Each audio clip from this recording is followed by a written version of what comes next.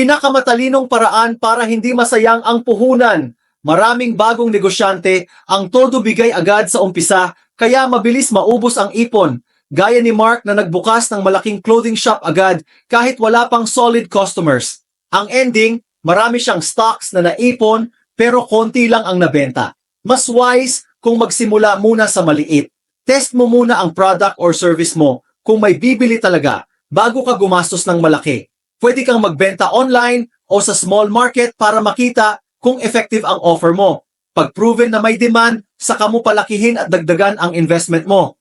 Less risk, less gastos, at mas kontrolado mo ang outcome ng negosyo.